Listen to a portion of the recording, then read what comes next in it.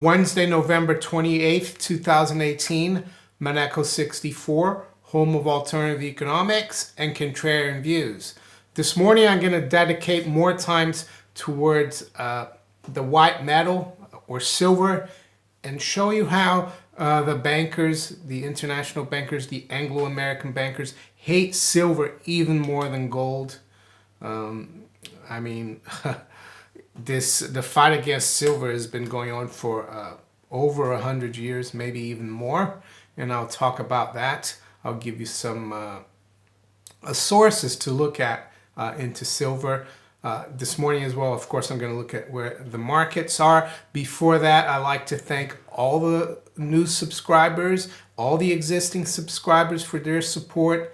It helps, and I appreciate all the PayPal donations, Patreon donations. Make sure you also go on to the Monaco 64 store. There's some interesting merchandise there. There's my End of Fed mug here. Monaco 64 End of Fed mug. There's some Billy mugs as well.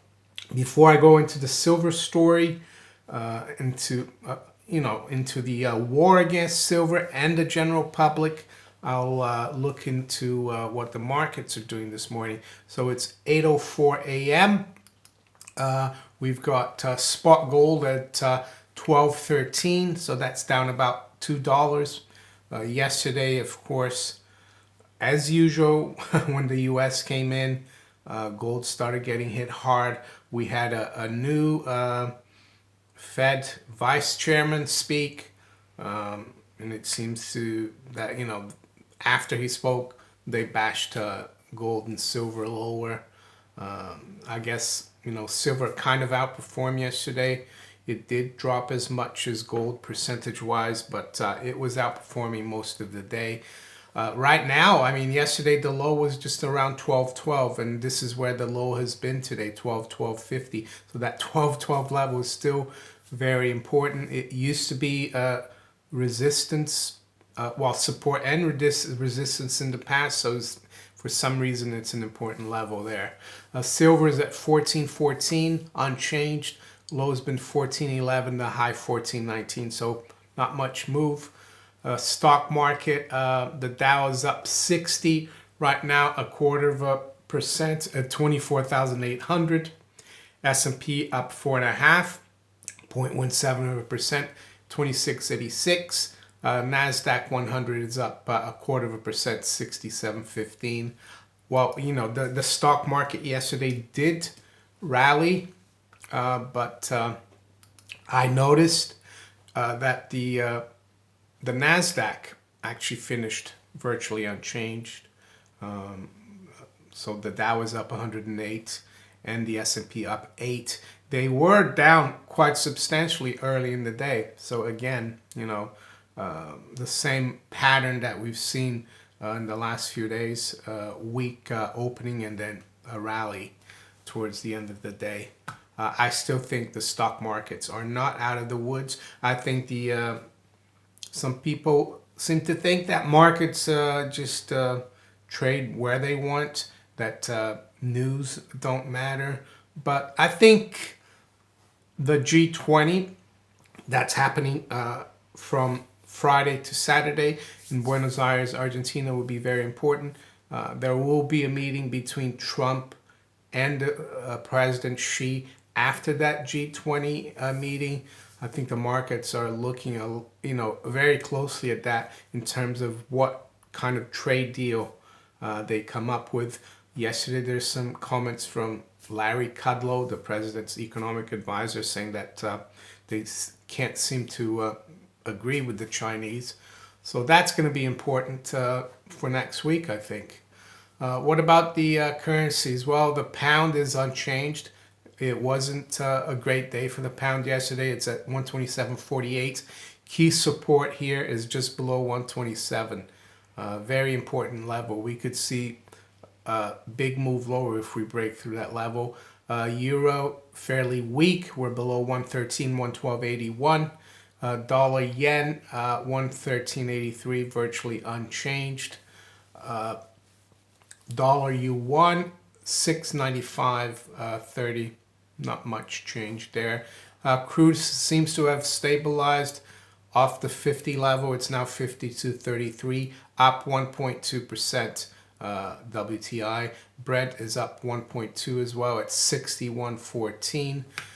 10-year yield is at 306, so not much change there. Bond markets are kind of not going anywhere at the moment. So silver, well, I've spoken a lot of times about silver, and it might seem that I'm more into gold, but I'm not.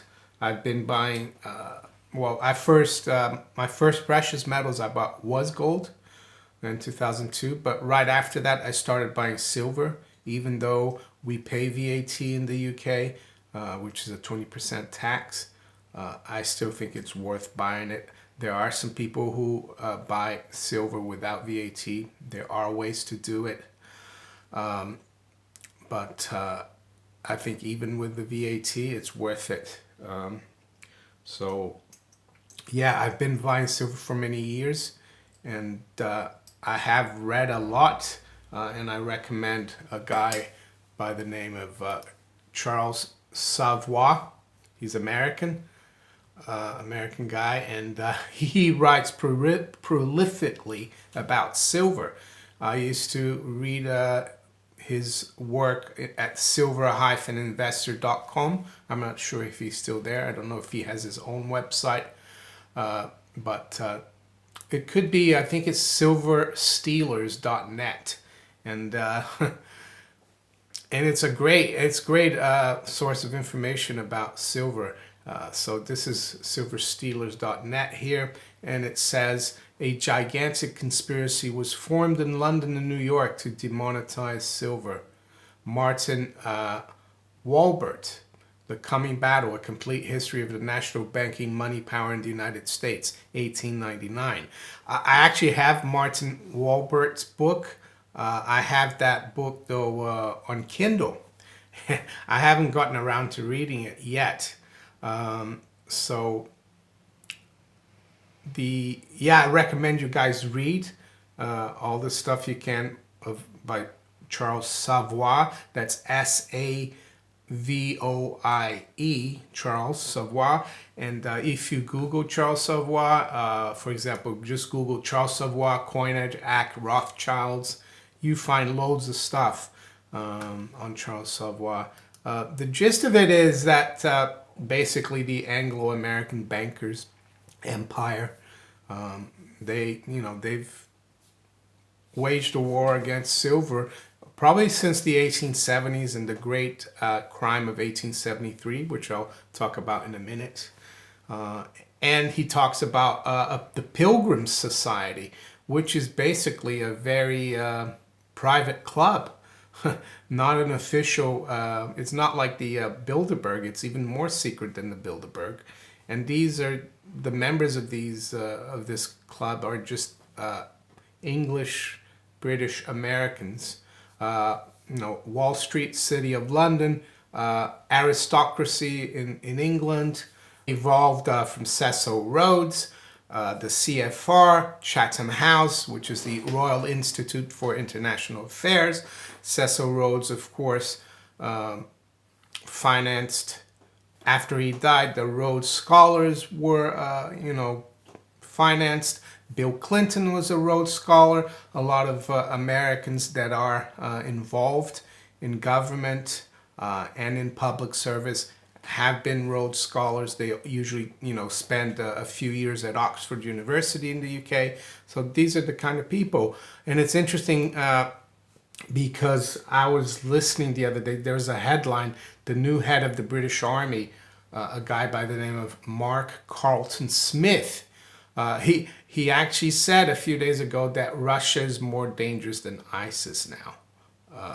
So I wanted to look into this guy, Mark Carlton Smith. So I found him on Wikipedia, and it says General Mark Alexander Popham Carlton Smith, CBE, ADC General, British Army officer who has previously served as Director of Special Forces. He became Chief of the General Staff in June 2018, succeeding General Sir Nick Carter. And it says here at the end, and it's interesting, very interesting. It says, personal, Carlton Smith married Catherine Nalder in 1991. They have a son and a daughter. He's a member of Pratt's Pilgrims Society and Chelsea Arts Club. So what's Pratt's? Pratt's is a gentleman's club in London. It was established in 1857. Pilgrims. Pilgrim Society. It says the Pilgrim Society, founded on July 16, 1902 by Sir Harry Britton, is a British-American society established in the words of American diplomat Joseph Choate to promote goodwill, good fellowship, and the everlasting peace between the United States and Great Britain. Well, more like probably the everlasting domination of the, Wall Street City of London control. And Charles Savoy talks a lot about the Pilgrims and how they're all involved in this silver suppression scheme. I highly recommend that. So why am I looking into silver? What's led me to look into this? Well, because there's a story published a couple of days ago, or maybe more, by Theodore Butler, or Ted Butler. He's been trying to expose, the war against silver that's been going on for over 150 years almost. And he's written something called Silver Scandal. I highly recommend that you read that. He seems to think that the jig might be up. JP Morgan might have to, kind of change its stance towards the manipulation of silver over the last 10 years. It talks about, this case. I'll read here. It says a follow-up comments about the still rather remarkable announcement by the Department of Justice concerning the guilty plea by the former JP Morgan trader for spoofing in precious metals. Contained in the announcement was the statement that the guilty plea was accepted and sealed on October 9th, nearly a month before it was unsealed on November 6th, with a rather short sentencing date approaching on December 19th, and the time it took to unseal the plea. It may be assumed that the trader has already fully cooperated in the hopes of reducing his jail time, set to approach 30 years with no cooperation. So, yeah, he seems to think things are changing, that the Justice Department is going after JP Morgan. I don't know. JP Morgan is part of the this Anglo-American empire, Pilgrims. JP Morgan is an American bank, but where was it founded? In London. So very powerful bank. JP Morgan bailed out the U.S. Treasury in the 1890s. So, but I'll read here what Ted Butler thinks. He says at the end, and I quote, "One thing is certain, upper management at JP Morgan can't plead ignorance of what their underlings have pulled off in silver. I have sent my accusations and proof of wrongdoing to the board of directors, the senior management, and their legal counsel time and again over the past 8 years. In addition, I have sent 1,000 similar emails and letters to the CFTC and the CME, COMEX. It seems to me that if JP Morgan could have answered and easily explained away the allegations, they would have done so long ago. The fact that JP Morgan has essentially eliminated their manipulative short position in the past week may mean they are turning over a new leaf. That has profound implications for the silver market." Well, let's not hold our breath, but there's hope that something might change. Who knows? Maybe that's why Mark Carlton Smith is looking for a war with the Russians. A Pilgrims member, the people who have suppressed silver for so long, saying that the Russians are more of a threat than ISIL or ISIS or Al-Qaeda or whatever you want to call it. I think it's really, just shows desperation in my view. And it's interesting that he's the head of the British Army now. Is gold not important? Of course it is important. It's still important. But I think silver, who knows? Maybe this war against silver will end. I mean, you just have to look at the name of currencies or money in different cultures. Argent means money in French, and also means silver. Plata is silver, but also money in Spanish-speaking countries. Argentina, where they're having the G20, the name of the country, Argentina, argent, silver. Mar del Plata, city in Argentina, sea of silver, Mar del Plata. What else? Sterling silver, the pound. Even the pound, I would say, even though the sovereign is legally a pound, but we can't get away from the fact that it's a pound of silver. That pillow over there with the dragon, that's the pillow of the Kingdom of Wessex. Alfred the Great's kingdom before England became one in the late 800s.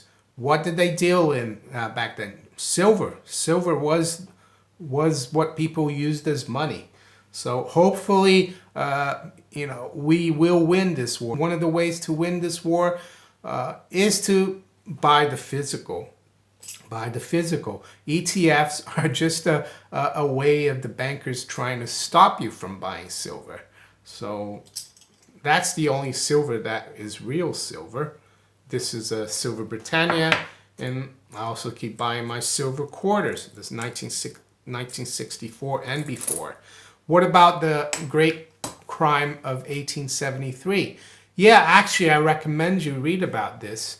The U.S. Mint even has an article about the U.S. Mint, the crime of 1873. This is when Congress passed this act, Coinage Act, and inadvertently demonetized silver. And what does that mean? Well, it meant that you had a limit of how much silver you could take to the mint. I think it was $5. And Charles Savoy, in one of his essays, I don't remember which one, he notes that the advisor to the committee that drew up this Coinage Act was a banker from London, sent, he thinks, by the Rothschilds. So there you go. Silver, an even greater enemy than gold for the bankers. If you enjoyed this video, make sure you hit the like button. Make sure you subscribe to my channel if you haven't yet. You can also follow me on Steemit, DTube, and on Twitter. I'll talk to you later. Take care. Bye.